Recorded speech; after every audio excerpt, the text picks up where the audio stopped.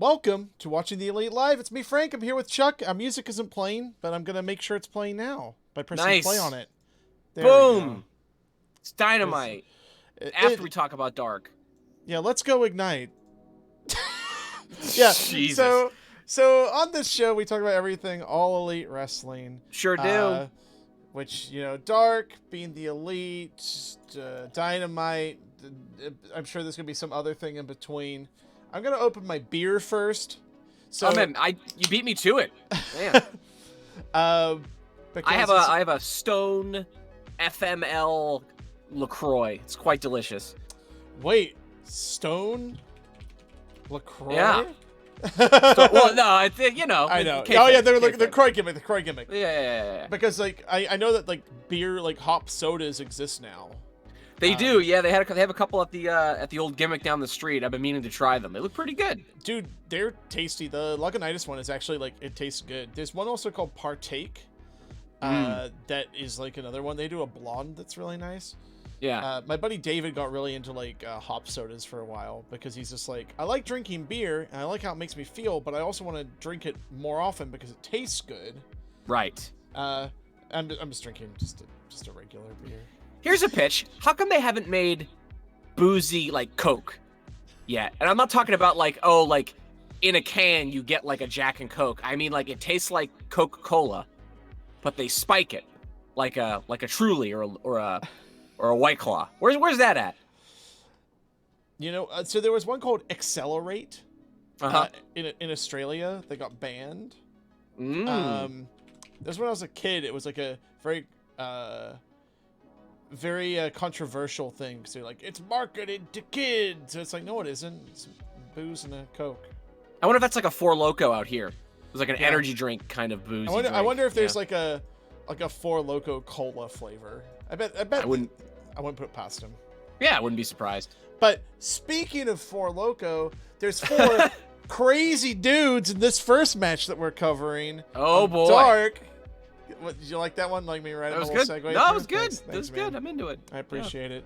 FTR versus the Initiative, Brandon Cutler and Pretty Peter Avalon, the Librarian. I guess he's not Pretty Peter anymore. He's just the Librarian Peter Avalon. Peter Avalon, yeah. So there's actually a lot. Number one, I was actually kind of surprised they went with this to open the show. I thought this was going to be the main event. Because the Initiative are the Kings of Dark. Even though they still haven't won a match. Right. So we've got the Bucks in the audience, and Blanchard is scouting. Yes. Which is actually very interesting considering what happens at Dynamite this week. It's very, very interesting. Yeah. Blanchard's in the audience. They reward you for following, man. They reward you for following along.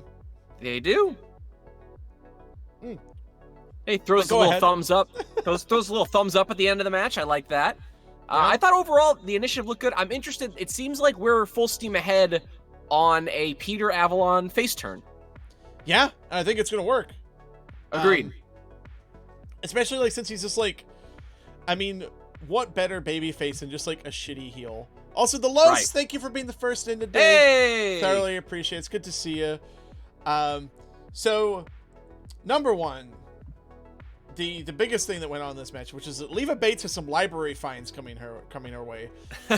Because if you return a book in that kind of state, oh yeah, you're in trouble. The library police will come and get you. It's true. The bookman. But we can't talk about every match super at length because there's 12 of them on this show. Dude, I'm so glad that next week's only has 7. This was obscene, Frank. It was obscene. I actually really liked this show. It was one of the easiest to watch episodes of Dark for me, actually. It's just too many matches. It is too many matches. Just too many. So, yeah, some cool split leg moonsault by Peter Avalon. You got anything else to say about this one? FTR shakes the Young Bucks' hand. I like that. We're really gonna draw this thing out. The thing that we all know about AEW at this point, we're about a year in. They're not in a hurry to get anywhere. It's true. And I appreciate that. I'm looking forward to the first anniversary show. I'm looking forward to all sorts of stuff. I mean, they were hyping stuff for August 12th as a special Dynamite, I believe. Oh, you mean the Tag Team Appreciation Night? Yeah, Tag Team Appreciation Night. And then there's also Super Wednesday. God, these carnies, I love it. Yeah. So okay. Yeah, this match was a match, and it was good. Lowe's is suggesting a too many matches, too many cooks matchup. Yeah. Mashup rather. I'd watch it. Yeah, watch it. I'd watch it. We got Pineapple Pete, Sugar Dunkerton, with Michael Nakazawa versus Joey Janela and Sunny Kiss, who are continuing their slow racking up of wins. Yes. So they're on their way back to Dynamite, I think, as a team pretty soon. Agreed. Some great stuff on this. Just for, number one, Taz doesn't know what to make of any of this. Neither do I. I mean, they're a unique team. Like Excalibur says, they have a weird chemistry. Oh, Pineapple Pete and Michael Nakazawa were great. Even just during the entrance, I'm just like, okay, I guess this works. I see a higher ceiling for Pineapple Pete than this kind of match. Also, Blue Crab, it's good to have you back. Yeah, hey! Yeah. Oh, yeah, we get the new TNT title on the 12th, too. Oh, cool. Okay, I was points. reading that. I thought Blue Crab was making a prediction. I didn't know we're actually getting the real belt. It's happening. Like Cody's finished on August 12th, brother. I think it's just the side plate, so I think the front's staying the same. Oh, okay. But Cody might also be finished. We don't know who's Cody might be done, so. So, some good stuff on commentary here, where Taz says, who says there's a Team Taz? And then by Wednesday, he's like, Team Taz! Yeah, dude, I died on Wednesday when he just straight up says Team Taz. It was killing me. Yeah. My favorite line of commentary in this match is when Excalibur refers to Nakazawa as Mike, and Taz legitimately has no idea who he's referring to. It's really funny. Great. So the Michael Nakazawa's body oil is Turkish massage oil made with extra virgin olive oil, which has low cholesterol and less saturated fat. You know, that's the kind of details you come to Dark for. You know, get an education. I think a less is more approach with the body oil stuff is good. I think they use it. I think this is the same like how they use like Orange Cassidy and stuff. It's like he doesn't have to do all his bits every week. Right. Agreed. Yeah. I did However, love the slide. Yeah. The slip and slide thing is incredible. I tried to get like a screenshot of it. I did my best. But yeah, that was a match. Abaddon versus Skylar Moore. I don't know about you, but Abaddon makes me genuinely uncomfortable. Yeah, you and Taz and me both, man. Yeah. Just crazy. Yeah, unreal. I like that Skylar Moore went after Abaddon, and then there was a turning point where Skylar Moore's like, oh, this person's like actually scary. They treated them like a costume movie monster to start with, who's having a wrestling match with them, and when they got too weird, that's when Skylar Moore just like tried to bail. He's trying to nope on out of there. Yeah, this is good character work for Skylar Moore here. Yeah, I mean, Abaddon's getting a real push here. She's got a filter put on the front of her entrance. She's getting the sit-up bits. What do you think of the sort of neck snap thing that she does now? Only do it once. Yeah. If you do it like 3 or 4 times, it doesn't work. Yeah, I mean, that's the reason she's on Dark. She's figuring it out. I think this is a money gimmick. Yeah, me too. If she can work some of it out on Dark, and like I said, it's kind of like the same thing like you were saying with Sunny Kiss and Joey Janela. She's going to rack up some wins on Dark, and then down the road, we'll see her get a title match. I completely agree. So I didn't get a screenshot for this one, but the Sean Spears glove promo was fantastic. Yes, yes. Was this the same promo as last week? I don't remember. Okay, it's very similar. I do not remember. If not the same. Yeah. But yeah, the one thing that will always be there for him when he needs it. And I think this foreshadows Tully's departure. I think so. Yeah. But Tully's trying to leave him with something, when he's gone. Dark Order versus Sean Dean and Will Hobbs. I like Dean and Hobbs as a team. Yep. I thought this was good. I thought Dark Order looked really good. I liked Hobbs and Dean's kind of like knock off My Beautiful Dark Twisted Fantasy song. Yeah, it's good. It was good. And Dark Order are 8-0 in 2020, which Amazing. Changes on Dynamite. Well, sure. But yeah, good match. Not a whole lot to say about it. Corey Hollis versus Scorpio Sky. Another good showing for Hollis. Yeah, another good showing for Hollis. I think there's really something there. Scorp. I'm glad that they're starting Scorp's new singles push off on Dark because I think he is a little rusty. because like when he was like going up against like Jericho and stuff like that, I think he was on fire, and then he had that long layoff, and then they did more of the tag team stuff. And I feel like reasserting himself as a single star, he just needs to like spend some time. But the cool thing with the way they've set up like the win-loss records, it's like Scorp has to be on Dark for a while to kind of get back in the mix. Sure. Yeah, there's a hierarchy. Like there's a logic to the booking. Yeah. And I think it's only something that's going to make it better. So, I mean, number one, there was the greatest line on commentary. I hate possums, but I like Sky, says Taz. Oh, no, I was going to say Excalibur's line, call Scorpio butter because he is on a roll. Taz hated that. Oh, yeah, that made it even better. The chemistry between Taz and Excalibur on the show is just a delight. Absolutely. It's a true delight. But I have a question for you. Sure, let's hit me. So Scorpio Sky is an incredible talent. Like, a truly gifted athlete. Amazing in the ring. Like, so smooth. Like, Randy Orton smooth. What is going to be the thing that excites people in a Scorpio Sky match? Because there's that one tiny missing piece, I think. Because I can feel sympathy for Scorpio Sky. I feel his comebacks. I feel like all this stuff. But it's like, what's the thing that's really going to make you, like, that one thing that's going to make you stand up and take notice? It doesn't have to just be like a big spot he does or something.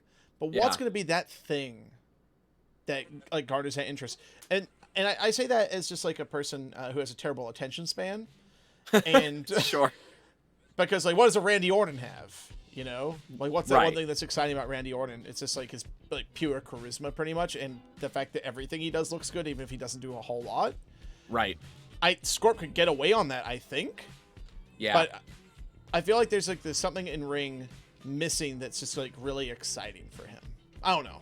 Yeah, you know, I think Chat, for what me, do you think? Yeah, I'd love to hear what Chat thinks. I'll just chime in with my 2 cents. I think for me, he was most exciting as a singles competitor in that match against Chris Jericho. And the thing that really got him going and got the momentum going with the audience was his using near falls, using like pinning combinations. And I think that if he mixes in like some of these like small packages and some of these unique pinning combinations with his sort of explosive offense, I think he could really be like the perfect underdog babyface against like a larger guy. I'd love to see Scorpio go up against a Lance Archer. I'd like to see him go up against a Brody Lee and see how he appoints himself. Yeah, I'm into that. Low stakes maybe like a flashy finisher. Yeah, the TKO is like it had like a long layoff. Yeah. So like the TKO is like pretty good. I do agree though. I think he could have like a better finish, but I don't know what's like the one for his style, because like the TKO kind of like encompasses like that kind of like finesse and power that he's got going on, and I don't know another move that could do something like that. Well, he's in a weird spot as a wrestler because he is kind of like an all-rounder. He doesn't have that specific thing that's like his lane. He's not a high flyer, but he can fly. He's not a power guy, but he's strong. He's not a technical guy necessarily, but he can get on the ground and wrestle you mat style. Like he can kind of do it all, but because of that, like you can't really pick out that one thing, and then it makes me like think like, okay, well, yeah, I don't know what the natural like extra like, oomph for a finisher is. Yeah, I really do like the mat wrestling in the start of this match too. Just some sure. Well, this wasn't really mat wrestling, but it's a chain wrestling. It was good. Blue Crab, we'll just give him some time. Like maybe that's all it is. Yeah. Yeah. And I think that's what Dark's gonna be great for in the future. All right, moving on. Penelope Ford versus Kenzie Page. Penelope and Kip remains like a money gimmick. Love it. The Excalibur and Taz stumble through women's fashion segment was dude, I died. Finish was a bit messy, but otherwise a fun match. Yeah. Anything else? I think I really liked the bit about the garter belts and those two kind of embarrassing themselves. I thought it was really fun. Mm-hmm. I did think that like Ford's really showing me something, but they do put her in these positions where she's wrestling a lot of these like younger talent. I mean, Kenzie Page is what, 18? Like literally 18 years old. Yeah. So like it's just tough on her, and it's good for her because she has to work through this stuff. But like the finish, for example, and it does show Ford's ring awareness. They kind of biffed that springboard cutter spot, and a lot of that was Kenzie's fault, sort of being out of position. But good on Ford to then not make that be the finish and to go into her Fisherman Buster to try to, make Ford or make Kenzie look a little better than that she might have otherwise. Yeah, I think they covered for that really, really well. And not in the way where you edit something so Dexter Lumis can jump out of the ring. Sure. Just throwing a little shade at NXT. Just a little bit. I mean, it's hot. I need some shade, Frank. Yeah. It is. It's a toasty day out here in sunny, beautiful, gorgeous Los Angeles, California. Woo! Haven't been outside, though, because, that's my life now. Yeah. I think Penelope Ford, it's really tricky, right? Because AEW has a fantastic women's division. However, a number of their great talents are either on the shelf, like a Britt Baker, or Chris Statlander, yeah, or they're stuck in Japan, like Rio and Yuka Sakazaki. Yeah. And they were used, like, honestly, like, the depth of their roster came from them pulling from, like, the Joshi ranks. And yes. they've had to dig deep into, like, the US indie scene, which, again, it's still hard to get people to wrestle right now because it's unsafe to, like, travel. Well, not only that, but like NXT scorched the earth for women's wrestling. Like, I feel like they signed half of all the talent in the country. Yeah, and then you have like God, I actually forgot her name from NXT. Crazy Mary Dobson, Sarah Logan. Yes. Like a person who they hired who they just did nothing with and then let her go, but now she's taking time off to have a child, which is awesome. Yes, and I'm so glad for her. But it was just like, man, she is the exact type of talent that like AEW needed, like right 100%. Yeah. And AEW is in a tough position, and a lot of the women that are leaving WWE, like a Deonna Purrazzo, are signing with Impact Wrestling because, admittedly, Impact Wrestling has a much their women's division, because of its sort of like the amount of time it's been around for. It's just in a better position right now, and so the tricky part is going to be getting that talent. And now that the pipeline to Japan is closed, it's going to be the onus is on AEW to find diamonds in the rough, to find new young talent and expose them to a national audience and hope somebody catches on. Yeah. And I mean, that's what was happening with like Chris Stat. Right. Like, yeah, it's truly unfortunate, the timing of this for the division. But you know what? We've got this casino gimmick coming up. Right. The deadly draw. The deadly draw. I wanted to call it the dynamic draw, but I was like, no, that isn't scary enough. No. But I think we'll find some interesting talents in that tournament as well. Looking forward to it. Yeah. Moving on.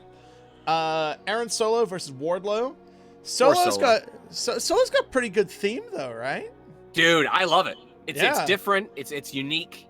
He's one of these, like, I put him above a typical enhancement guy. He's like an all ego. He's enhancement plus. You can tell they like him.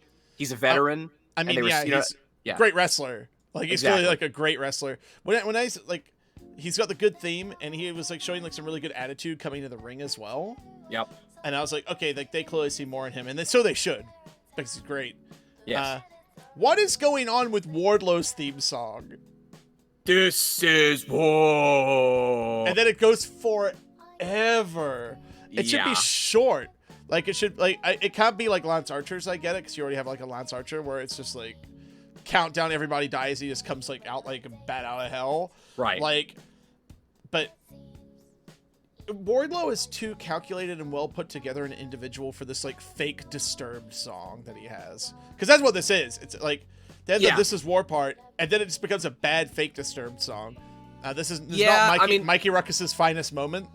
He is stretched pretty thin. I feel for Mikey Ruckus. He's making some great themes, but he's made amazing themes under duress. Like, that's what I'm saying. So it's like when he has to crank one out in an afternoon, so like the Inner Circle have a theme. Right. Like I'm super impressed with Mikey Ruckus, but they can't all be bangers. Totally. I think he should come out in the suit too. So, agreed. I liked that gimmick of him coming out in the suit and undressing and then kicking somebody's ass. Yeah.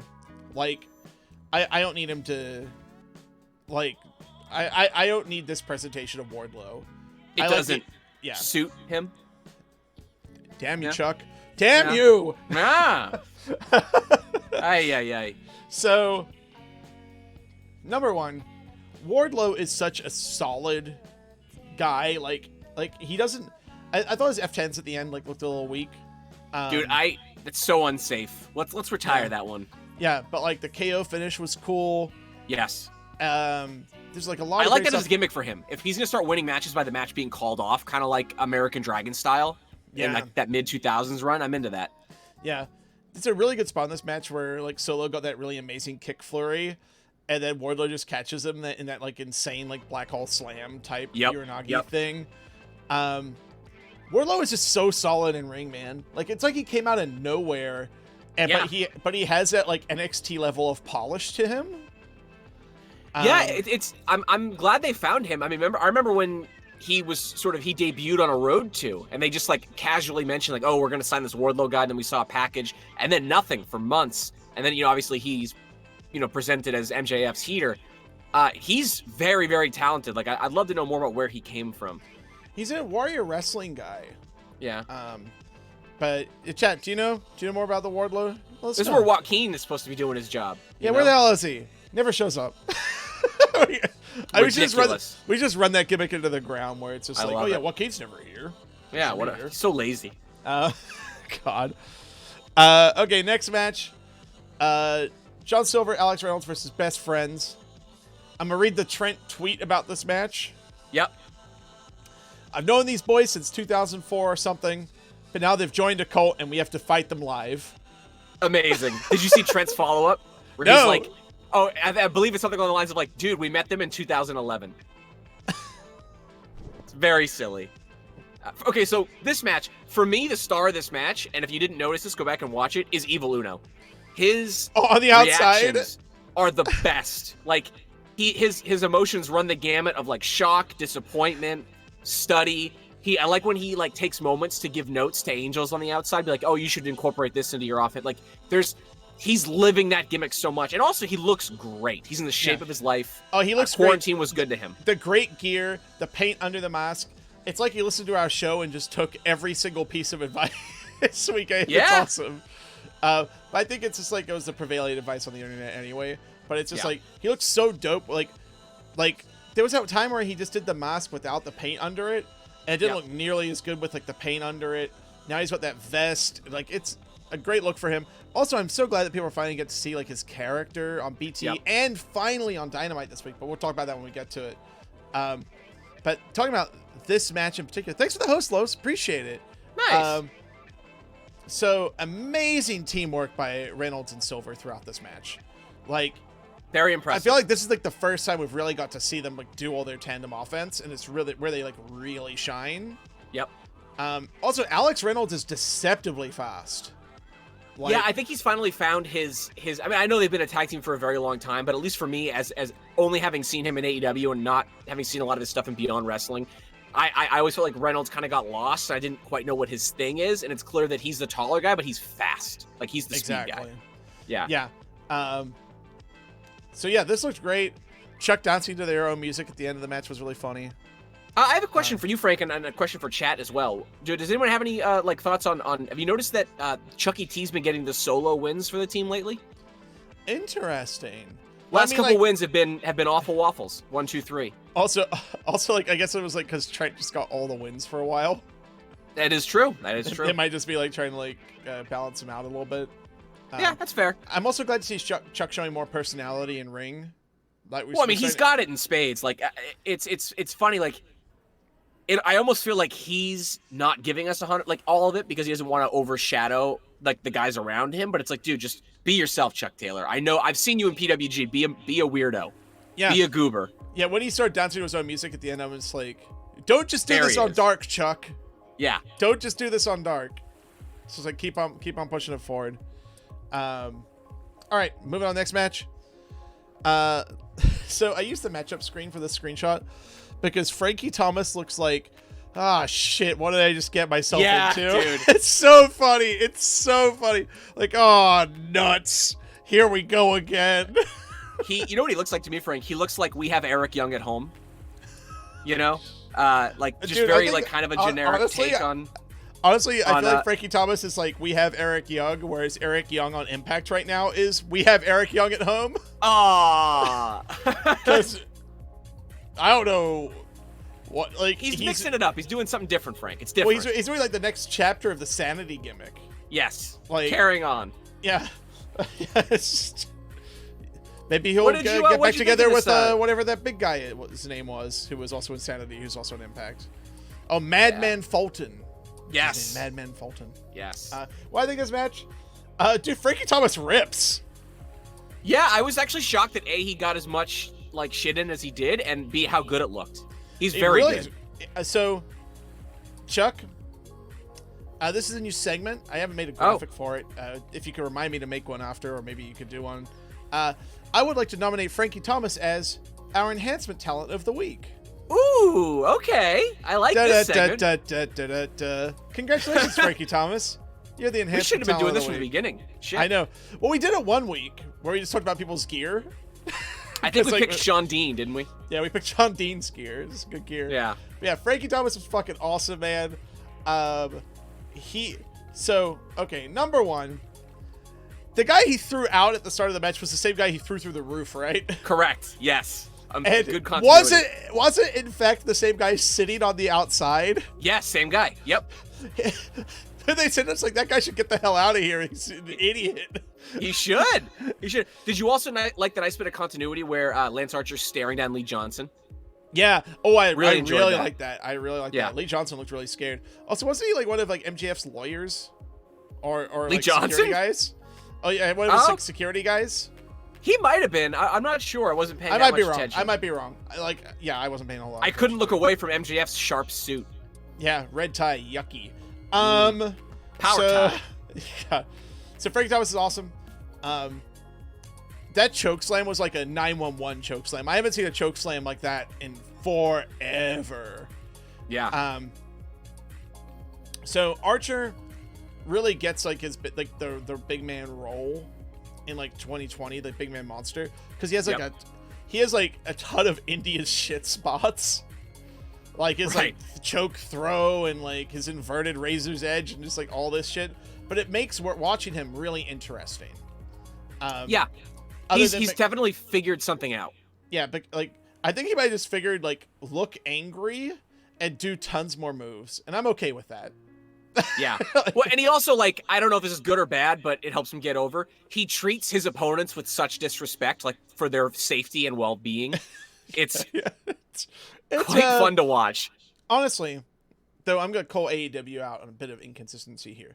Should he get suspended for this, throwing that poor guy around all the time? Usually that's grounds for suspension. So, my understanding, and I think it was a Tony Khan tweet, where he basically said that officials are out of bounds because they're officials, you're not supposed to touch them, and obviously fans are out of bounds, but people working backstage are like or especially workers backstage are like, they're on staff, and something where like they're a part of the show, so that it's they get hazard pay.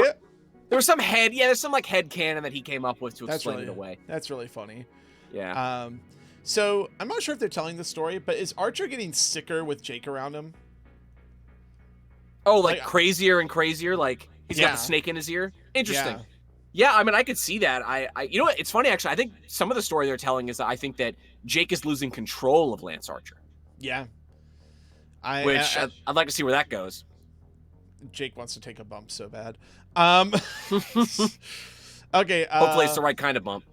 Orange Cassidy versus Serpentico. Yeah. Number one, Serpentico's theme sucks. It's a real fart, isn't it? Yeah. It's just like there it is. Fortunately, they pulled the lyrics from Orange Cassidy's theme. Oh, you didn't like the lyrics? Yeah, so they those are gone now, and I think that's a lot better.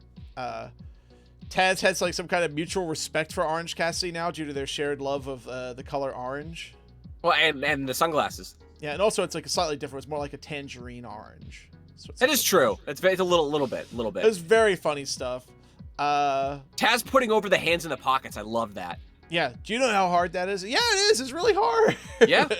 Yeah. So Serpentico turned himself around by the mask too many times, but the first time he did it was amazing. I like that a lot. Who is this doll man referee? Who is this guy? I don't know. I guess they have a new ref, man. Yeah, he's interesting. If anyone in chat knows who this referee is, I think he's new. I haven't seen him before. At least I don't recognize him. Yeah, I haven't seen him before either. Los is like, fire the camera guy for ruining the streamer spot for Serpentico. Oh, yeah. Yeah, I mean, that's kind of his whole bit. That's, I mean, without Luther, that's all he's got. Points at head.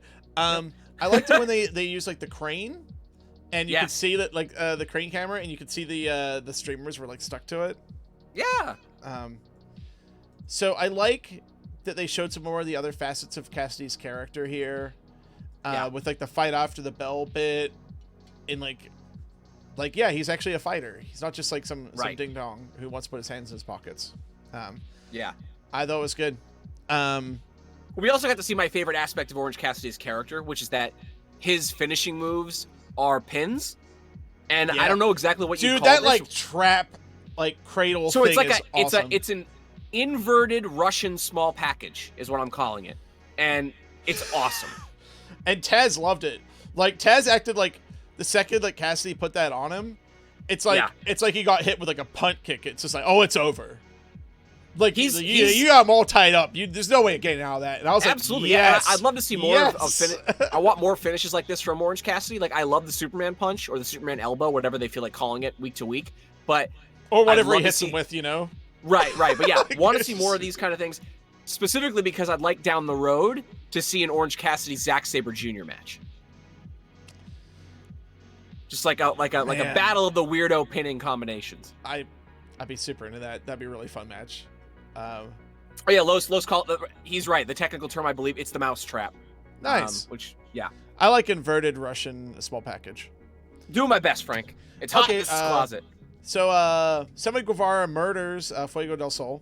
Sure does. This is I captured the moment of death. I love this. This is the meanest that Sammy's looked. He's out here to make a statement.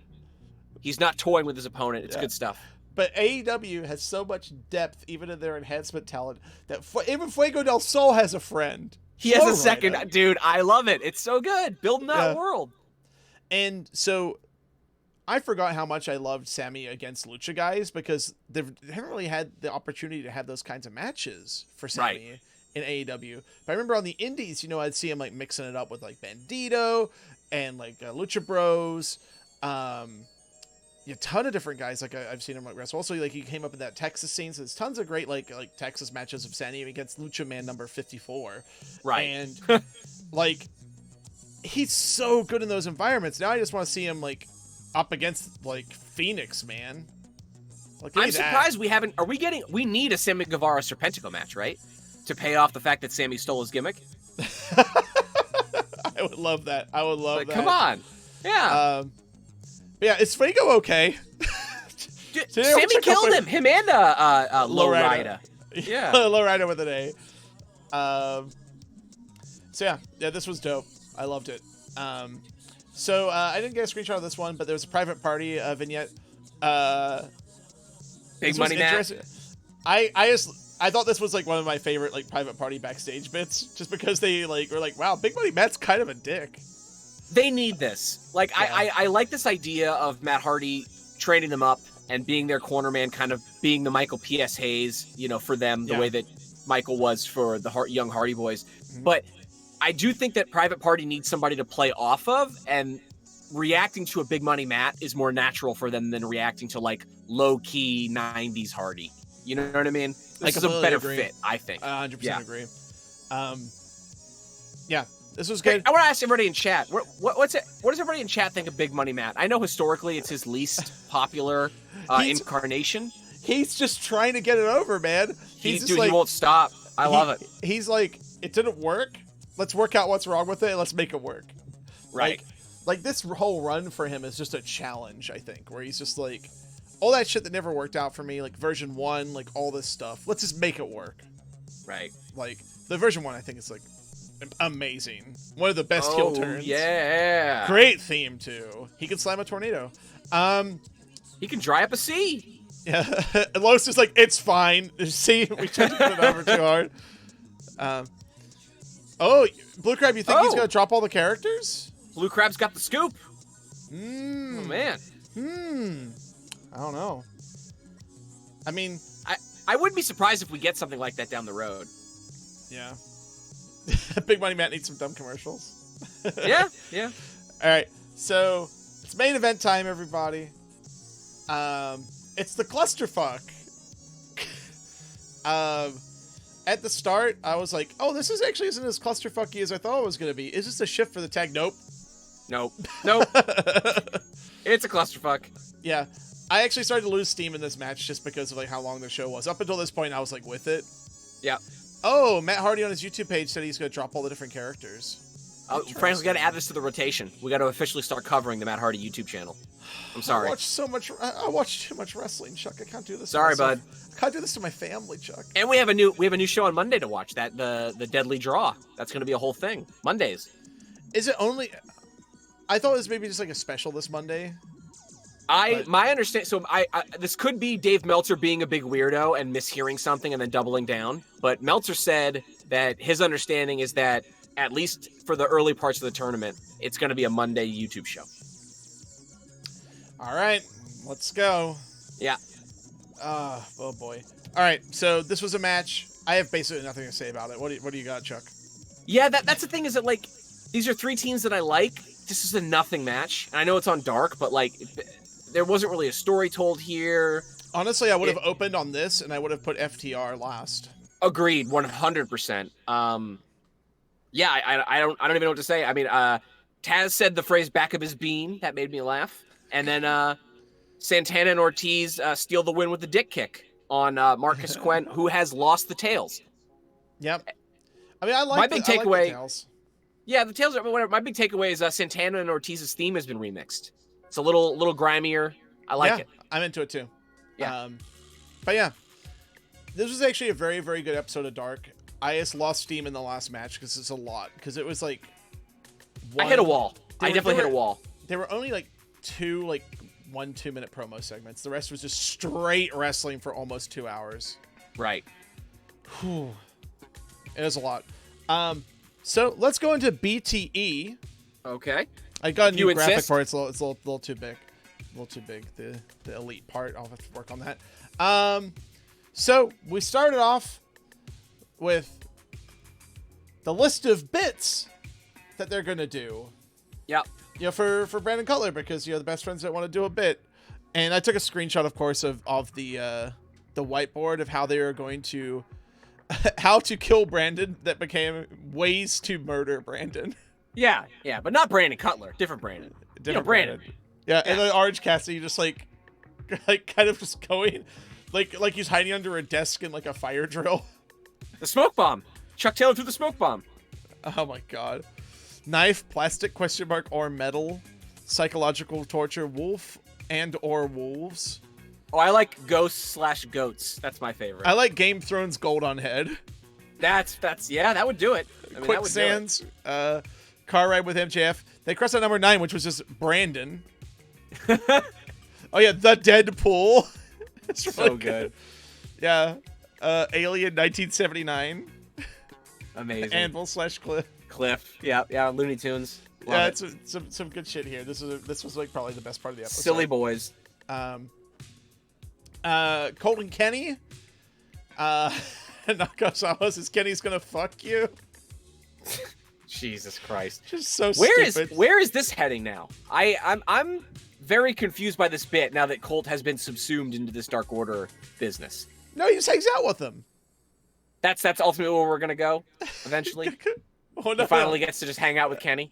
No. That's the blow off. He just hangs out with the Dark Order.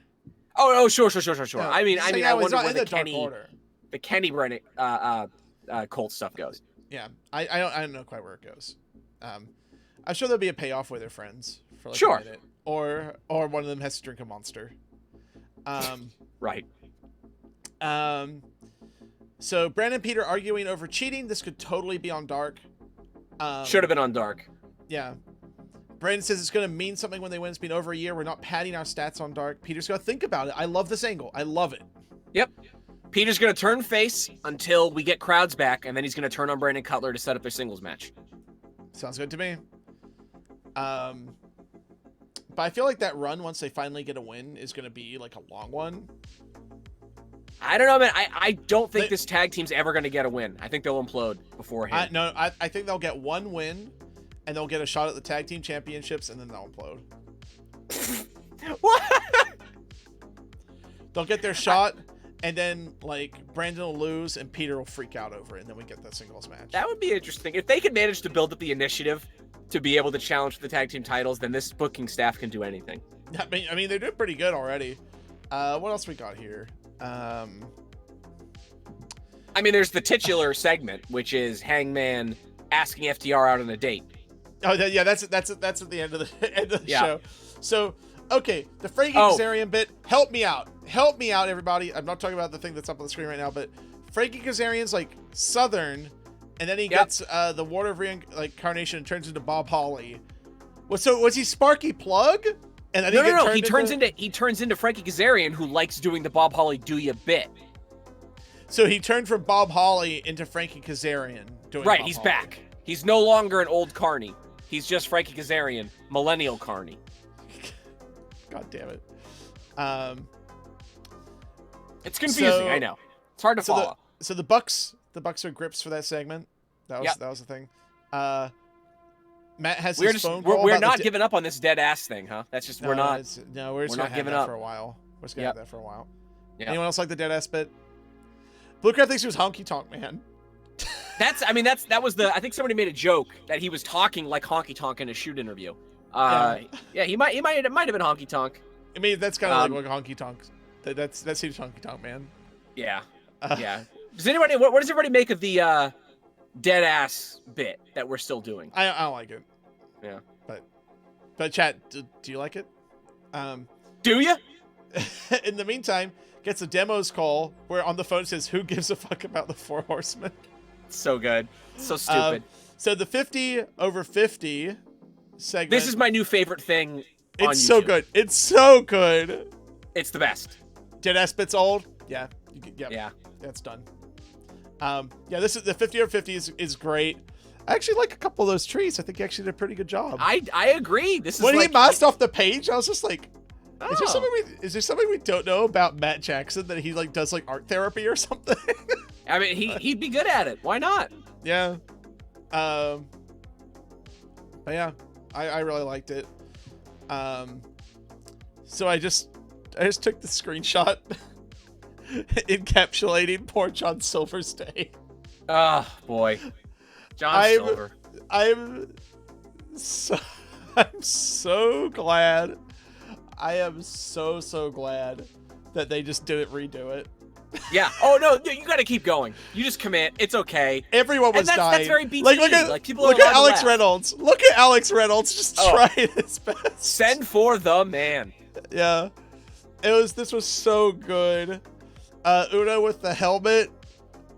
Reynolds shaking his head as he raises his hand. Everything in this was just gold. This is like one of the funniest segments I've ever seen on this show. So good. I was just like, it feels like you're just laughing along with people. It's really special. This is very old school BTE to me. Yeah. When they were still allowed to laugh and it seemed like friends like having a good time. Also, I just want to point out, Los is saying that he's almost close to that demo. Unfortunately, Los, once you hit that demo, you no longer are allowed to watch AEW. You have to watch NXT. Those are the rules. I'm sorry. That's it. Oh, that's the way it works. Okay, so final segment before we get into Dynamite. Gonna sharpen myself up here. Let's go. So, Hangman catches up to FTR. They go head to the hotel for a beer. Those boys are gonna break his heart. Oh, dude. Yeah. Who breaks his heart first, Kenny or FTR? Oh, that's the question. Is he just gonna turn into Sting? he is Sting. No, that's what it is. He's Sting. It's not a picture of Sting. It is Sting. That's why I think that he's gonna be.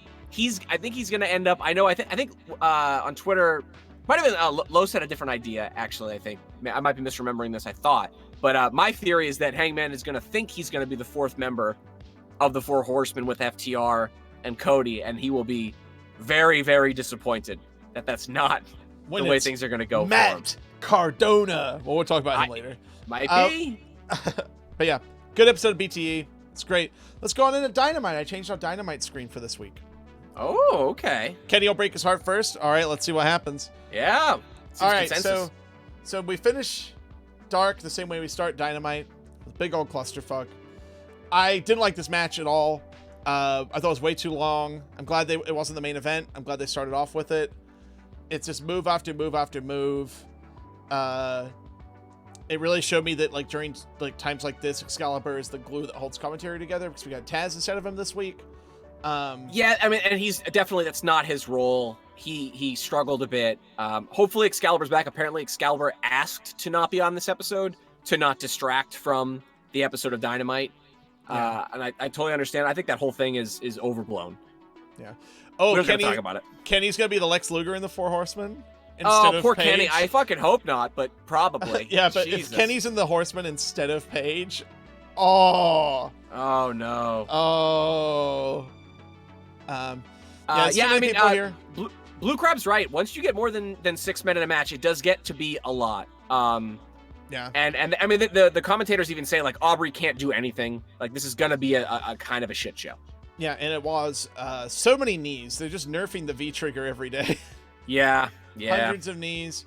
And I'll be honest, this type of match doesn't work without a crowd. This, like, well, let's say that you're at Dynamite, and this is the first match that goes on, Yeah. and Jericho's out there, and Luchasaurus is like doing crazy shit, and you're just like, yes, like this is what a fun start to the show. Yeah. And like it just lost steam, and part of it was the crowd was a little quieter this week because I think a lot of the crowd had to dress up as the Dark Order. Well, that's exactly it. I was gonna say, I think they were a little short-handed in the crowd, but yeah, this would have been a great opener if there was a bunch of people in the audience. There wasn't. It felt like it was lacking some energy, and boy, what a wet fart of a finish, in my opinion. I hate this finish, Frank. I think it's the worst. I think it's the worst finish they've ever had. Ever in the history of the company. This is the kind music. This is the music this distraction. shit's why I stopped watching WWE. Yeah, that's it. It was a really bad finish, and I hope they don't do that ever again. Like, honestly, Matt Hardy being get it out in of your it, system. Matt Hardy being in it made Matt Hardy look bad. Like, agreed. No, just no good. Also, like the fact that they'd be like, "That's Matt Hardy's music." It's just like, yeah, because we don't know what his music sounds like. Right. Hey, like, I'll give him one thing though. At least it wasn't a small package. Question mark. God. Like, yeah, so that was just so silly. They should have said Matt just shoved him off the top rope, or just walk out on the stage, or like, I don't know. It kind of breaks the immersion of AEW. To like, did Matt pay off the production truck? Like, I don't know. Yeah, he should be honestly. If the only way to pay this off is if Matt gets like a fine or suspended. Yeah, I hated it. So yeah, this is like, dude, it had to happen. We have had 3 weeks of just back-to-back banger shows. Actually, like 4 weeks, because we had the 2 nights of Fyter Fest, Fight for the Fallen, and then the one after. Yeah, like we've had a month straight of perfect shows. It had to happen eventually, but yeah, like not my jam. However, the taste is washed out of my mouth pretty quickly. Jon Moxley cuts a good promo. Oh yeah. Mox is mad that Cage and Starks beat up his buddy Darby. Ricky Starks has fallen in with the wrong crowd, and it's great. Just effortless. I loved hearing Mox talk about cutting promos in AEW. Yes. Where they're just like, okay, so you got that tag match coming up tonight. And he's like, cool. And then he does one take, and he's out of there in like 2 minutes. And he's just like, it's easy, but it's not easy. Right. Like he's just like, it's easy because I'm not being actively obstructed from doing my job to the best of my ability. So it's just like I just go out there and I could do my thing that I've like trained and thought about and like worked hard on. But yeah, I was just like, yeah, it's like it seems effortless. We're talking about another effortless promo like a lot later in the show too. But this was really good.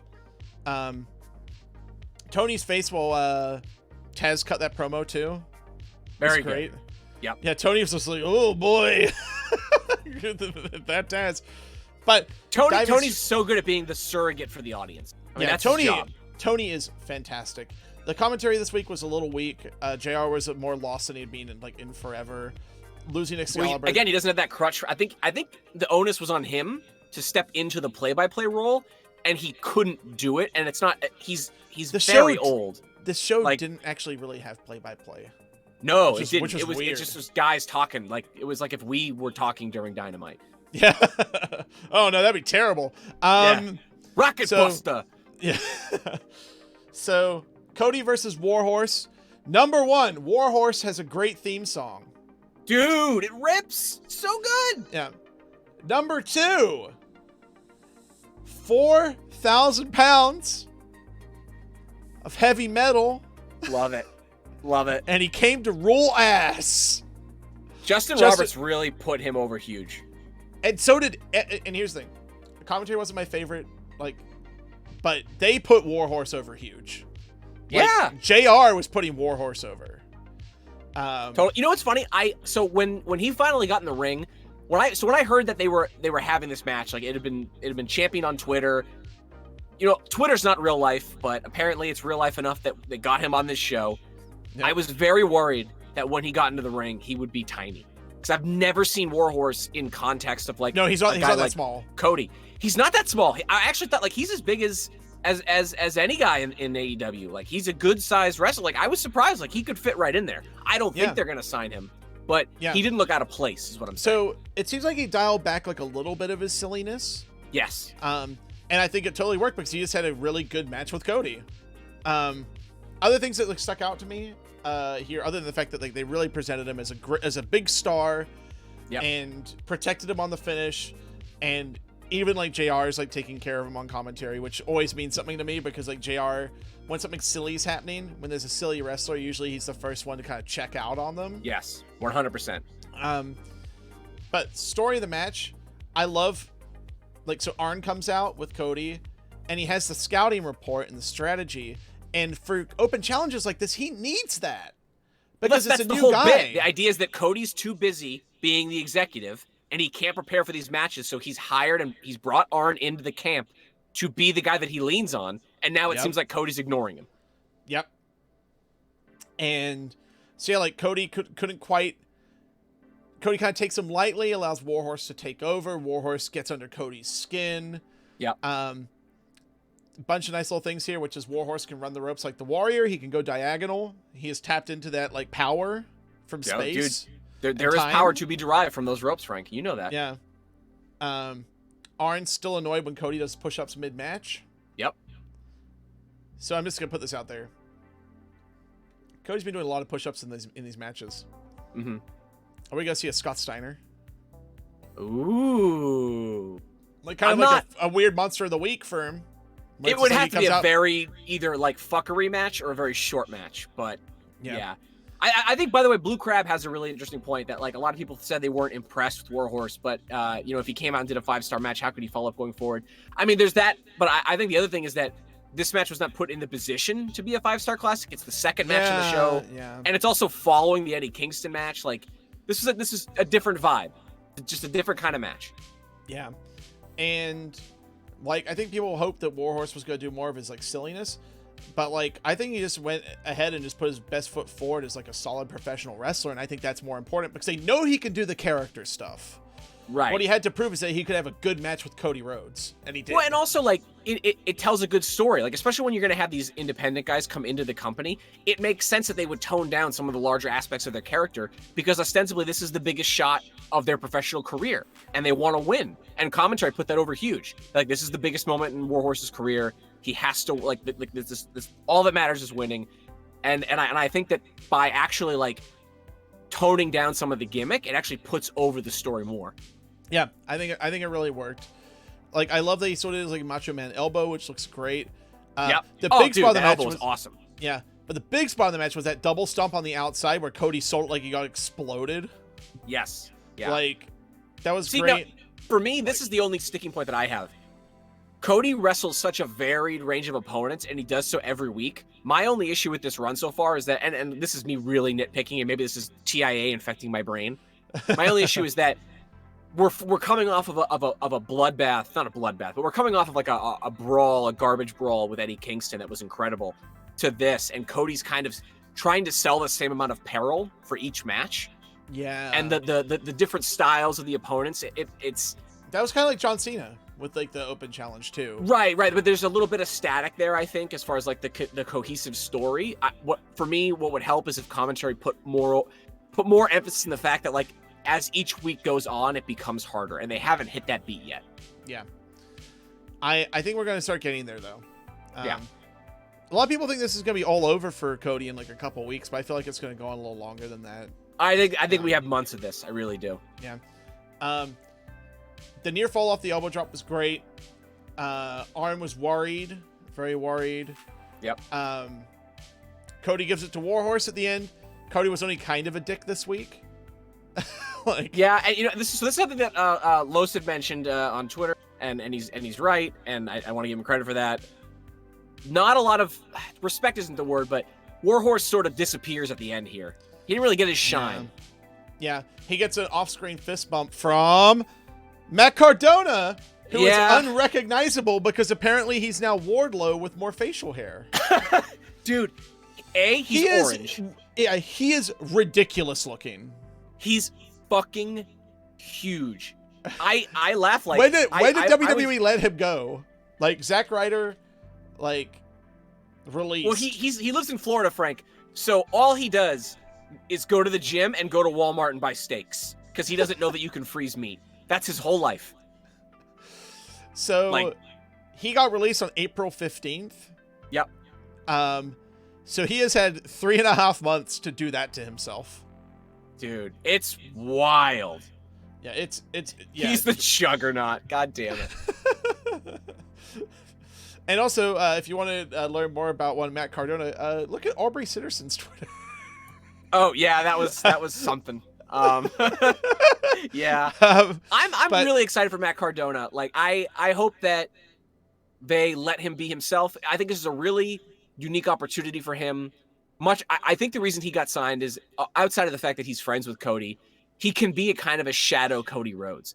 Both guys came up in the WWE system. It's the only thing they've known. Cody was able to leave. He befriended some indie guys and basically became a completely different wrestler. So now the question with Cardona becomes, is that the road that he's going to go? Is his gimmick going to be he reinvents himself and becomes Matt Cardona, this new version of the guy that we've been watching for almost a decade? Yeah. Or is he going to go the other way? And is his gimmick going to be he's like the system guy who's now a fish out of water? Because they could also do that, and I think that's interesting. Yeah. The only thing I hope they don't do is a WWE discard gimmick. Because that's like what impacted with every person who came in, where it's just like, oh, they treated me bad, and now I've got my shot. Like, I don't want. Yeah, that would be bad news. Keep him out of there. They haven't done that shit in AEW yet anyway. Keep him away from Shawn Spears. Keep him away from just that's no good. But I'm excited to see what he can do. I also hope that he gets to do some, like they mentioned the action figure thing right off the bat. So right away you could tell that like they're committed to letting him be himself. Yeah. So many things that you can build to here. So like the reason why he debuted is because the Dark Order attacked. And at first I was like, this is really stupid. Why are only 3 and 4 attacking? This is dumb. Where's the rest of Dark Order? And they had other shit to deal with tonight. Right. Or Frank, or did they? Is it part of the plan? I'll talk about this in a second. Yeah. Is Matt Cardona a member of the Dark Order? Correct. Is this a build? So is this a build to Mr. Brody or Colt Cabana going after the TNT Championship? Right. That's my first thought, is that Cardona is actually in the Dark Order, and this was all a ruse to set up Cody. Yeah. Or Lowe's points out, does he trash his internet title to go for Cody's TNT title? Internet title's been dead for a while. I'm wondering if he takes the TNT title and makes it the internet title if they add an HBO Max or BR Live show. Oh, nice. Actually, Frank, he commissioned a brand new internet title. He has a belt. So he did a video that came out on his YouTube channel, and he showed off his whole new gimmick. He wears like a half denim vest. He has a great look to him, and part of the gimmick is he has his own belt. So I think he's going to keep doing that. I'm worried about them bringing too many belts on air since Cage. I was just going to say, the belt. fact that he had the belt, I was like, oh, I guess he's not going to AEW because they won't let him do this, but maybe they are, ? I'm not sure. Oh, especially if Mox smashes the FTW belt with the hammer. Right. Oh, yeah. So yeah, this is interesting. So the Cardona Cody feud, not that compelling to me, but Cardona as a character, if he can do what he did 10 years ago, again, if he can recapture some semblance of that lightning in the bottle, this could be huge. Like he did it once before. He was cheered against The Rock. Right. Well, not just that. Like he got a bigger pop than The Rock did that night. And after The Rock returning after a 10-year layoff, basically. Right. And I think that's some of the reason why he got signed. I think there's a respect thing, at least from like the Bucks, of sort of acknowledging that like being the elite doesn't exist without Long Island IC. And that's just a fact. Yeah. It's I'm really curious to see if he can recapture what he had or find something new that can be. Well, he can reinvent himself. Like his size in this company, he's not a medium-sized guy anymore. He's now a massive monster, and so I wouldn't be surprised. I know I said that what I think is likely is that he's a Dark Order member, but now that I say that out loud, I'm like, that's too obvious. So now I'm wondering, like, maybe Cody and him have a little tag run or are buddies for a while and they save that match. Maybe he's part of this Four Horsemen. Yeah. Like, man, that'd be so weird. Yeah, Zack Ryder's a horseman. Why not? Why not? Frank, it's 2020. Things are weird. Things are weird. Jericho came back out for a bit. He won $7,000 from Orange Cassidy in the ring. So, new entrance video for Jericho, the demigod or demogod. Excuse me. So, August 5th, we have Cassidy versus Jericho debate with guest moderator. Have you heard of the rumors? No rumors. I haven't heard any. Let's still must make this thing happen. Okay, so the big rumor that I've seen over on the Old Squared Circle is that it is going to be Eric Bischoff. Oh my god. Oh my god. I have mixed thoughts on this. I think he actually is a draw. He gets a pop when he appears. The audience that watched TNT Wrestling, if there is a lapsed fan watching AEW now, they will remember him. But at the same time, he's technically been more involved for a longer period of time with WWE than he has with WCW now. So I'm gonna ask you a question. If they bring him in as a guest moderator, will he leave? I think it's the important part. That's the important part. I mean, we could be saying it's a one shot right now, but if he just doesn't leave, then it's not a one shot. Yeah. So Blue Crab mentions that maybe it's Mike Tyson. Here's why I would argue that it isn't Mike Tyson. Jericho says he has a moderator. In the logic of the story, why would Jericho invite Mike Tyson to be the moderator? He hates Mike Tyson. Oh, man. One second. I'm going to tell my work that I can't do something because they just asked me to come in for something. Yeah, and also I want to respond to live on the air, of course. No, but I'll respond to another comment from Blue Crab real quick. And he's absolutely right talking about Matt Cardona. You know, if he gets himself over, AEW will push him just like how they pushed Orange when he got over. And you're absolutely right. One of the nice things about AEW is that it's not entirely, but it's more of a meritocracy than the other wrestling company. And so yes, if he manages to get himself over, then 100% they'll push him. And there's a chance that he can be a huge star. He's already proven that he has a connection with the audience. And I think that if he can put it together in ring, that's the only thing. With AEW, you need that in-ring component more than ever. So let's see where we end up. All right. I did the thing. Did I vamp long enough, Frank? Are you? You did great. It's perfect. Yeah, it was perfect. So, all right. August 12th seems like it's gonna be a pretty big show. Yeah.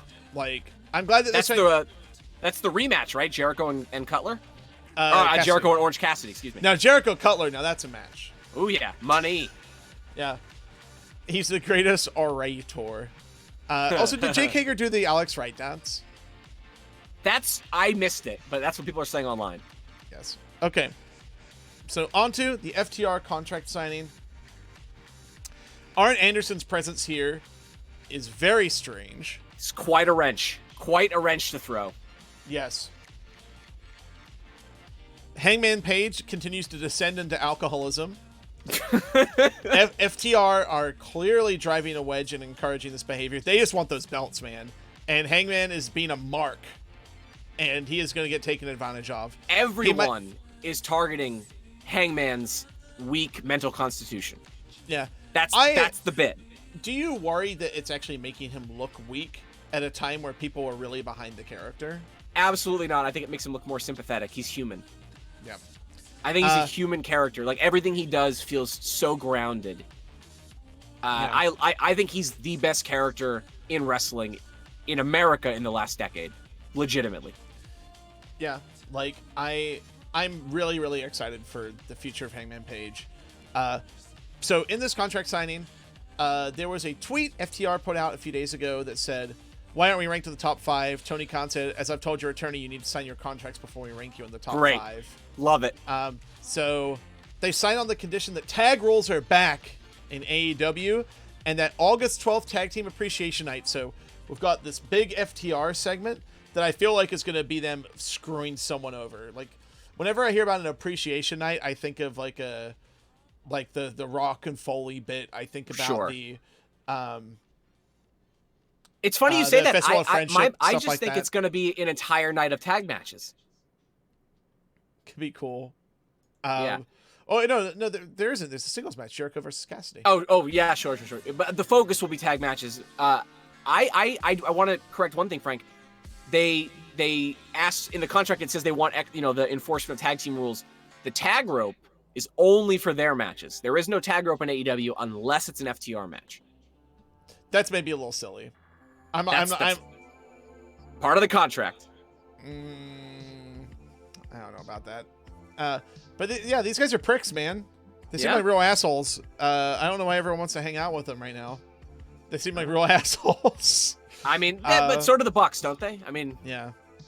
Blue Crab fun theory from Blue Crab. Arn will turn on Cody and make the Horsemen with FTR, Spears, and Hangman. Now that's interesting. That would be different. Wouldn't see that coming. I just don't know if they're gonna turn Hangman in that way. And I understand they're saying like shades of gray, people are characters, so on and so forth. I wonder if it's Kenny. I really do. After that discussion we had earlier. I like that. Yeah. So, Dark Order versus Kenny Hangman's finally going down. Do you think Cole Cabana ever wonders why the Dark Order's music is so evil? No, it's a bit. It's a bit. Frank, think about all the opportunities that the Dark Order have got him. I love how offended Taz gets when Colt implies that like his position on commentary may be semi-permanent. He's like, they got me this commentary opportunity. He's like, what are you talking about? It's very good. It's very funny. So Anna Jay's out with the Dark Order. I guess Abaddon really got to her. But blew up her big debut where she had that vignette, and now she's in the Dark Order. Well, it took a couple weeks. I think the coronavirus is to blame a little bit for the lag there of her joining the Dark Order and then us seeing her again. I mean, it makes sense. It makes sense to me. You know, she had some stuff to think about. She had some brainwashing and some Kool-Aid to drink. It's a cool look. She has like the domino mask. It's different. Yeah. I like it. Yeah, it's cool. So Paige gets into it early. Kenny's like, "Come on, dude, I want my entrance." A lot of good stuff in the match. Standing shooting star press by Paige is still so impressive. He's such a big dude. Yep. And he makes it look easy. Uno looked great in this match, which makes me so happy. Like that, he's like finally. They're hitting, man. It's hitting on all cylinders. The match wasn't like super long, and the crowd. Again, I was like, man, this crowd seems really dead. And it was like, oh, it's because all of them are in Dark Order costumes. Well, there's that, but I was a little underwhelmed by this. I feel like it didn't hit that next. It seemed like it was short. I think it was short. I don't think it had like the time to do it. Well, it's weird to put a title match when the whole premise of AEW, and this is another criticism I can levy at the company, when the whole premise is supposed to be like titles matter, wins matter. Why is this title match in the middle of the show? Yeah, because they want to end the show on Mox and Darby. But honestly, I feel like the ending segment of this could have totally like taken that spot. Absolutely, and I think it should have. Yeah. But I think they're aware of the fact that like because of COVID, Mox's title run hasn't been like what they wanted it to be. Right. But they want this guy to be setting crowds on fire. Well, and I mean, I we think talked they have to about work it a little last week. harder to keep. We talked about it last week. He's the one that's suffering the most from no crowd. Yeah. It's rough. So the spooky perverts are back. Brody tries to sow some discontent into the elite further. Sends Colt away. I love that. V-Trigger is being completely nerfed just by everyone doing knees all the time. So it made the finish a little flat for me. Okay. I mean, I can see that criticism. I did love that bit where Brody's like, Colt, you need to go to the back now. That was great. Yeah. Nice little bit of storytelling. Colt definitely has that like childhood, like the sort of like childhood bemusement about things around him that makes it believable. Yeah. You can tell that he's being just manipulated. Hanging out. Right. Just hanging out. Yeah. Oh, I forgot to mention Grayson's frog splash. Like looks so good. Yeah. So we got to see the Uno got to take the papers. Yep. From Mr. Good Brody. shit. And FTR make FTR make the save with the cooler. I got a little screenshot of it because I think the foam cooler smash is like a really good bit. It's a good unique like weapon for them. Yeah. It's very funny. And it sets up a match next week that will be even more of a clusterfuck, I think, than oh my god, last all of the than Dark Order basically. Yes. 6 on 6 is too many. It's too many. Yeah, hopefully, like, knowing the people in it, I think they'll be fairly disciplined in it. Like, they'll put together pretty good. But yeah, it was a match. I wanted it to be more. It should have been the main event, and it should have got, like, some more time. Agreed. But I feel like this is something it's sad because, like, I know that Kenny and Hangman's time together is coming to an end. It seems like sooner rather than later. Like, I would doubt if they're still together after All Out. I think All Out's going to be when they lose. I think they'll drop the titles to FTR, and that'll be the end of it. Yeah. Or they don't, and FTR lose their minds. Oh, that could be interesting as well. Yeah. But, yeah, it's sad because I really wanted to see... Because, like, Kenny and Hangman as a tag team are incredible. Right. And it's sad in the way that they're an anti-tag team. What I love about their style is that it's genius on both men's parts where they've never done this tag team as if they're a functioning tag team. This is clearly two of the best singles wrestlers in the world coming together, not a tag team. And it's genius. Yeah. But also, they had one of the best tag team matches ever. Yep. Against the Bucks. So it's like, I really wanted to see what they could do with Dark Order because they're so good. And it just didn't, we didn't quite get it. Right. Yeah. But yeah, on the next segment, Britt Baker, the Big Swole feud continues. Says she'll give Swole a fight if she defeats an opponent of her choosing. It's Rebel, right? Reba? Or Reba, excuse me. You mean Rebel? Rebel. Wait. Got me. It's got to be, right? Or is it someone that she actually can't defeat? Because Britt isn't good to go yet. Yeah, that's true. That's true. Yeah, I'm interested in how this pans out. Diamante, and Hikaru Shida. I like the Diamante vignette. I feel like stuff like that's really effective. I would like if they did more of that stuff. Like, I really do think it's like something that's like positive. Agreed. For like the whole roster. What'd you think of the match, Chuck? I was disappointed. I don't think they gelled. I don't know if it accomplished what they were trying to do, which I think make Diamante look good in losing. And usually that's one of the things that AEW excels at. And I didn't really dig this. No, it was just like, honest. Yeah, there's like at the start, I was like, wow, this is a better match than the Evil East one. And then after the Code Red botch, it just fell apart. It was really short too. It didn't have like time to be anything more than it was. Hikaru Shida just needs like matches and wins, I guess. But this felt like a dark match to me. You know what's funny? Do you get the impression that like, and I don't know, I'm not as familiar with Joshi as I'd like to be, but like, I get the impression that Shida is not as good at elevating other wrestlers because she comes from a system where everyone has a very high bar of competency. So it's like, that's just not a world that she operates in. And I'm not saying that Diamante's not a great wrestler, but I'm just saying that like, there's she's used to wrestling a caliber of opponent. And if they don't meet that bar, then I think she has a hard time recalibrating. Also short matches. This has been a problem like with independent wrestling and Japanese and European wrestlers making the transition into America, into like WWE and stuff for years, where it's like, these are great wrestlers, but can you wrestle 5 minutes and make it good? Yeah, and that's probably what it is more so. Like, absolutely. And that's really tricky. Like, because honestly, most 5 minute matches aren't very good. They're not interesting. Right. It's a skill to get yourself over in 5 minutes. Is a skill, and it's a different skill. And make your opponent look good. Right. Yeah, it's really hard. Los thinks Abaddon will be the named opponent for Big Swole.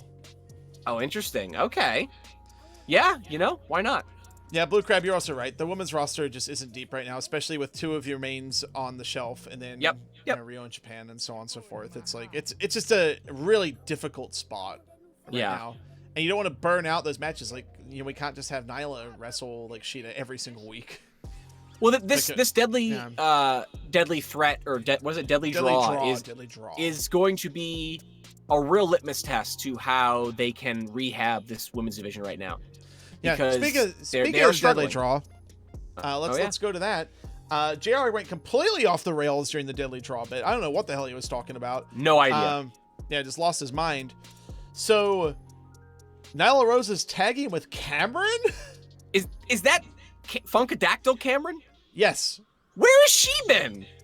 Not wrestling. What? Right. She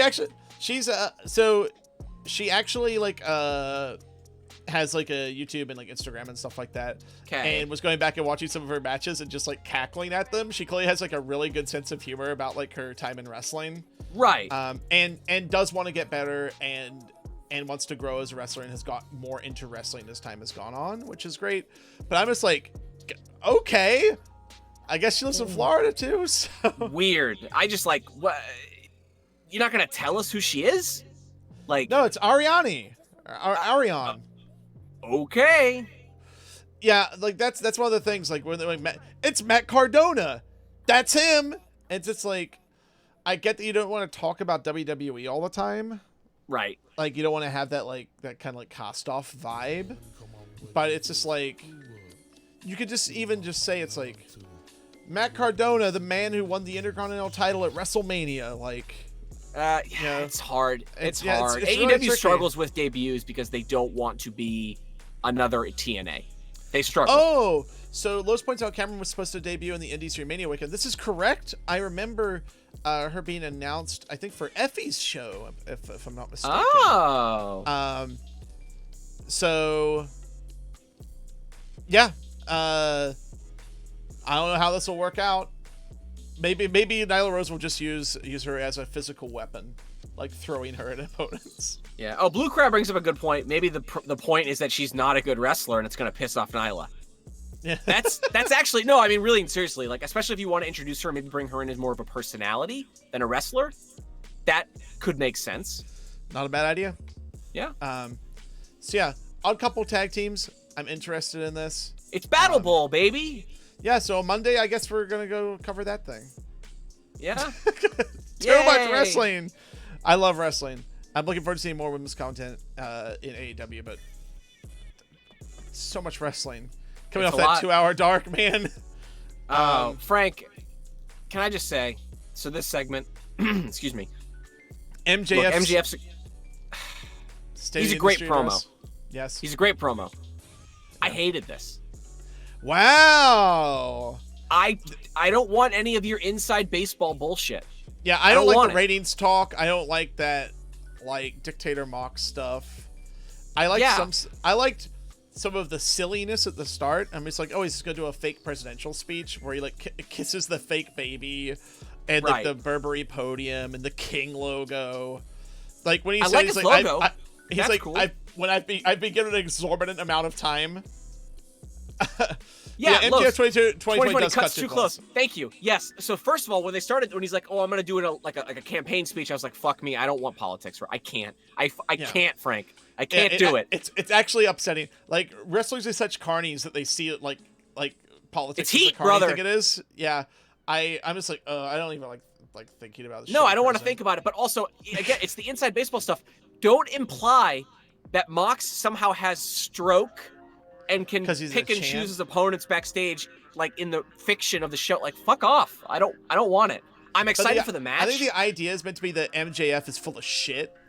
But sure, we've been through this so many times that they really have to emphasize that he's full of shit for this to work. Yes. But yeah, there are parts of the promo I liked. He's great.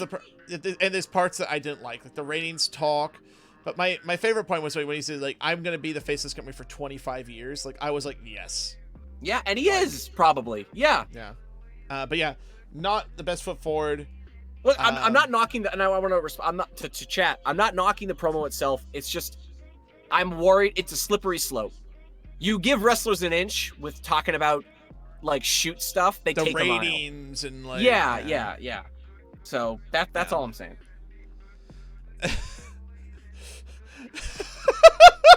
Daniel! It's like watching the Swifty Swine pig race at the county fair where all the pigs have politician names, but it's still like, man, I don't want to think about this while I'm watching a pig race.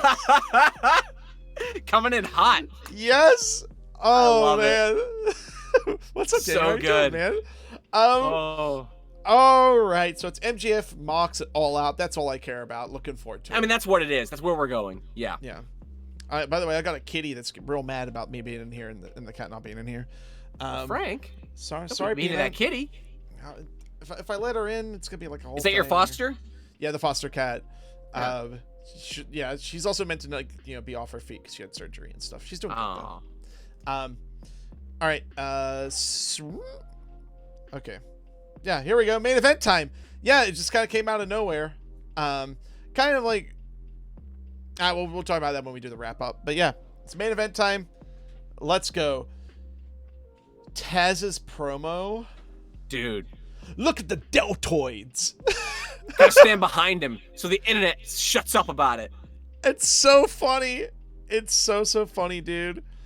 I thought it was very like oh my god. Yeah, Prosciutto the cat man. She's just yelling, man. Prosciutto's pretentious. Prosciutto only watches Ring of Honor. It's annoying. Prosciutto only watches like old like UWF stuff. It's in like sure. fake shoot stuff. Yep. So this promo is amazing, and then Ricky Starks, dude, so good. Just swaggers out there and cuts a great promo. It's just like I was like mad because like last week we had the 4 great promos in under half an hour. Yeah, like at the start of the show last week, and then it's just like the talking on the show is effortlessly so good. It's just like. Wrestling could just be this all the time. Yep. God damn it. Sorry, yeah, the chat's killing me. I can't. Ricky Starks rules, dude. Like, yep. Yeah. Even his like puka shell necklace, or not a puka shell, but it's gold, like but it's puka chain. shell adjacent. Yeah. It's a heat magnet. His like, asshole chain. Yeah. Man, yeah, he's great.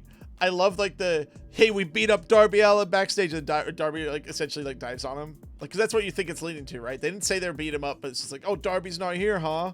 Right. Well, even JR says it's the inverse of the last time that those two teamed up. That Mox was late to the game. Yeah. Yeah. There's like this match was great. I'm glad it was the main event. So much good stuff for this. Darby takes a spear like he's getting murdered. Dude, yeah. I was shocked. Like, what a sell. I mean, not shocked. Like, I was blown away. They're really pushing Ricky Starks hard. Yeah, there's that like big botch at like the start of the match. It kind of lost some steam. Yeah, they picked it back up. Cage and Moxley have really good chemistry.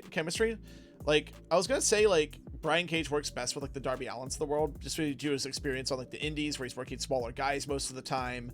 Right. But him and Mox have great chemistry, man. Like, they do. Yeah, like they make each other look great in the ring.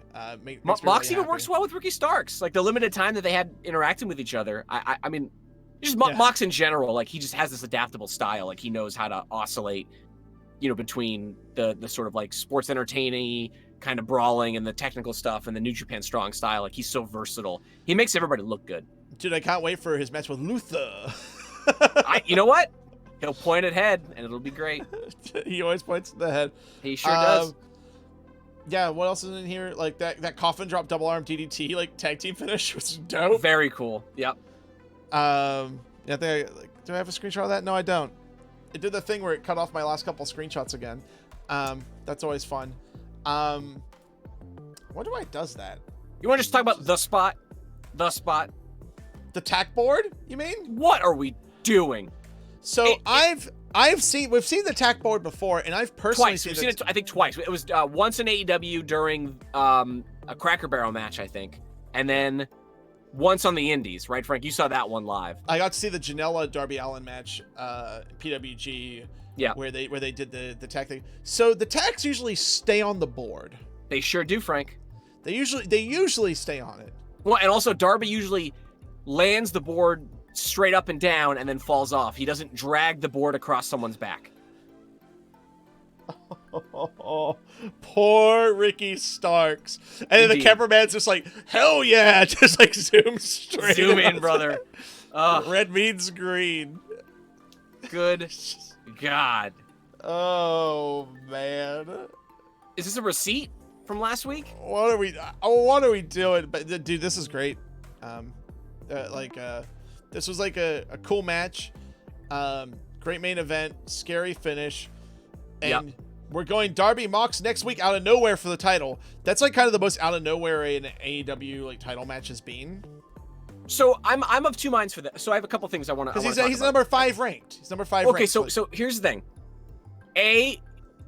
There is some wiggle room there. So MJF has already challenged Moxley, so that's something. Say you're the booking committee, you're like, okay, we don't want to give that away right away because that could be a pay-per-view match. He's number 1. Number 2 is Cody, so that's like whatever. You can't do it. Jericho's already entangled with Orange Cassidy, so the only other person that's in the rankings, I believe, is like Archer. So he might have a reason to be mad, but like, if you needed another, he seems to be the guy with match, the chip on his shoulder, like the guy other than MJF, who's just kind of like, why am I not getting my shots? Right. I think it makes sense though. Like a guy, you have a guy, like, as long as they're in the top 5, I think someone can be eligible for a title match. I know that's what some of the sticklers are going to say. That's bullshit. It should always be the number 1 person. But like that, look, that's just, we can't do it that way. That's just how it's wrestling. Especially when we're doing matches. Like TV, we're doing title shots on TV right now, which there's a different level of scale between the TV shot versus the pay-per-view shot. And I'm sure this is a thing where they didn't entirely plan for it to be that way. They thought the Cody matches and occasionally the tag team matches would be the ones that would be on like Dynamite, but things are different right now, and we just gotta roll with the punches. Totally. My issue with this is that it felt like the bit was supposed to be Moxley and Darby get up, they have a moment. Darby challenges Moxley verbally, and then the announce team goes, Tony Khan saw this and just announced there's going to be a title match next week. In fact, it was the opposite. Yeah, they don't even know. The announce team, announces that Tony set the match, and then Darby clearly challenges Moxley, while the announce team tells us that they don't know they've already signed a match. Yeah, it's nuts. It's not perfect, folks. It's not perfect. No, it's not. But I think they're running out of time, and they just had to say the match was happening. Exactly. I think that's exactly what happened. Like, usually AEW, I think, has been like a bit better, like paced than that lately. Yeah. This was kind of like a little bit of the old AEW.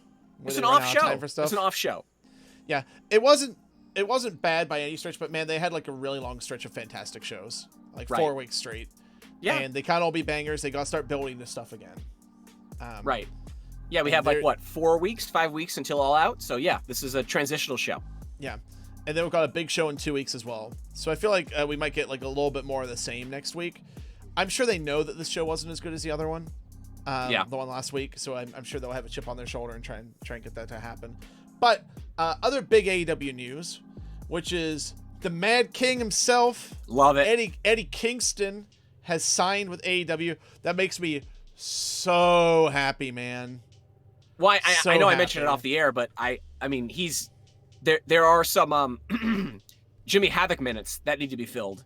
Because like that was like he had like there's an appeal to the character, and we need someone like kind of like in that spot on the card, kind of like right. And so card, like Kingston can slide right in and have that presence in spades. Yeah, I love Eddie Kingston, man. I've always loved Eddie Kingston. I'm really excited for him. Like, this is 18 years, man, and he finally got signed. He finally got signed. Like, look, I don't like you deserve it culture in wrestling. I tweeted about this like earlier this week. I think it's stupid because the history of wrestling is like not everyone has to be the champ, man. He's never world champion, and a British Bulldog's never world champion, and a Mr. Perfect's never world champion. Like, I don't like you deserve it culture. Eddie Kingston deserves this shit. Yeah, like he's grounded out, and he's that good. That's the thing. He's like that good on the mic, and I'm super happy for him, man.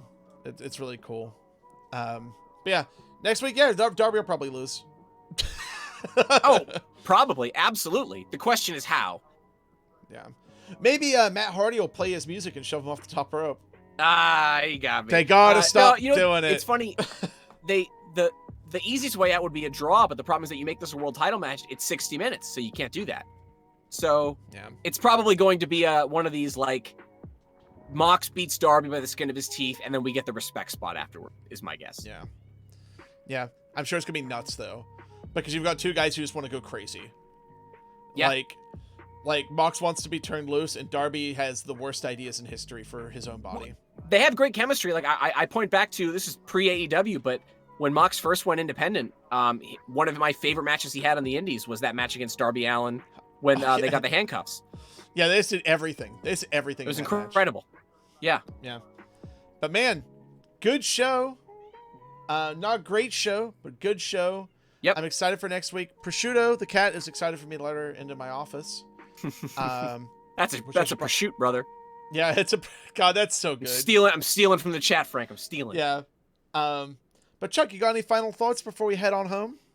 Boy, man, happy for Eddie Kingston. Excited to see what they do next week and how they bounce back from what is admittedly kind of a down show for them. Yeah. On the scale of AEW. I hope they don't do a Blue Crab Says next week and have some kind of fucky finish. I think interference is fine if it sets up a story down the road, but I don't want like a DQ. This is not a company that does DQs. We get finishes in AEW. I think we're going to get a finish next week. Hey, Boardming, thank you so much for your 4-month resub. I'm glad you support the discussion of wrestling shenanigans. I appreciate it thoroughly. Thank you. Yeah, I think that about covers it all for us this week here on Watching the Elite Live. I want to thank you all for hanging out with us today. Yes.